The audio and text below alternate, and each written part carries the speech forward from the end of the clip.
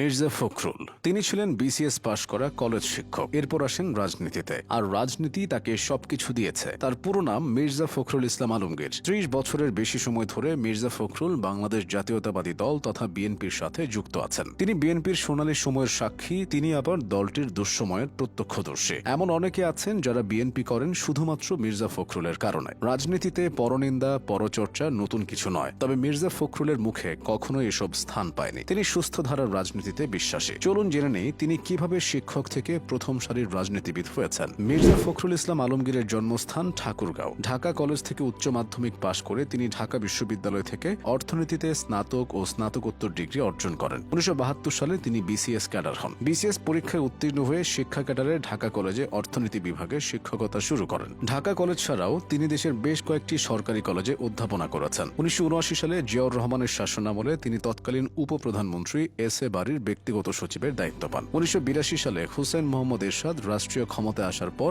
বারী পদত্যাগ করার পূর্ব পর্যন্ত তিনি এই দায়িত্ব পালন করেন। বারী পদত্যাগ করার পর মির্জা ফখরুল আবার শিক্ষকতা পেশায় ফিরে আসেন। এ সময় তিনি ঠাকুরগাঁও সরকারি কলেজে অর্থনীতির অধ্যাপক হিসেবে যোগদান করে ১৯৮৬ সাল পর্যন্ত শিক্ষকতা করেন। সরকারি দায়িত্ব আর শিক্ষকতার পাশাপাশি রাজনীতিতেও তার সক্রিয় অংশগ্রহণ ছিল। ঢাকা বিশ্ববিদ্যালয়ে পড়াশোনা করার সময় থেকেই মির্জা ফখরুল ছাত্র রাজনীতির সঙ্গে জড়িত ছিলেন। ১৯৬৯ সালের গণ অভ্যুত্থানের সময় তিনি বাংলাদেশ ছাত্র ইউনিয়নের ঢাকা বিশ্ববিদ্যালয় শাখার সভাপতি ছিলেন। ১৯৮৬ সালে পৌরসভা নির্বাচনকে সামনে রেখে মির্জা ফখরুল তার শিক্ষকতা পেশা থেকে অব্যাহতি নেন এবং পুরোপুরি রাজনীতিতে প্রবেশ করেন। ১৯৮৮ সালের ঠাকুরগাঁও পৌরসভার নির্বাচনে অংশ নিয়ে তিনি ঠাকুরগাঁও পৌরসভার চেয়ারম্যান নির্বাচিত হন। জেনারেল এরশাদের সামরিক সরকারকে ক্ষমতাচ্যুত করতে যখন দেশব্যাপী আন্দোলন চলছে, তখন মির্জা ফখরুল বাংলাদেশ জাতীয়তাবাদী দল তথা বিএনপিতে যোগ দেন। ১৯৯২ সালে মির্জা ফখরুল বিএনপির ঠাকুরগাঁও জেলা শাখার সভাপতি নির্বাচিত হন। একই সাথে তিনি জাতীয়তাবাদী কৃষক দলের সহসভাপতির দায়িত্ব পালন করেছেন। মির্জা ফখরুল ১৯৯১ সালে পঞ্চম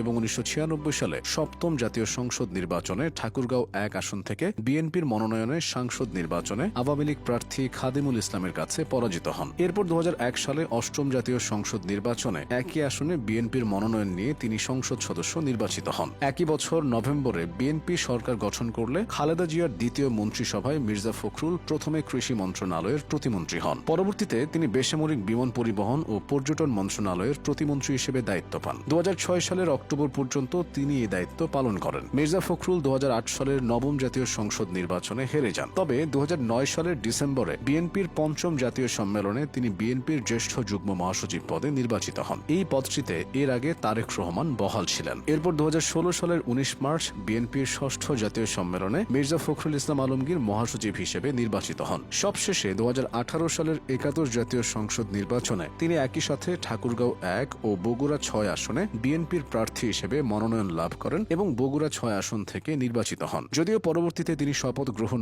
না করায় নির্বাচন কমিশন তার আসনটি শূন্য ঘোষণা করে এবং সেখানে উপনির্বাচন অনুষ্ঠিত হয়। এভাবেই দীর্ঘ ৩ দশক ধরে দলের আন্দোলন সংগ্রামে পাশে থেকে মির্জা ফখরুল এবং বিএনপি শব্দ দুটি একে অন্যের সমর্থক হয়ে গেছে। বিএনপির ভালো খারাপ দুই সময়ই মির্জা ফখরুল ছিলেন। তার মতো ত্যাগী নেতা খুব কমই আসবে।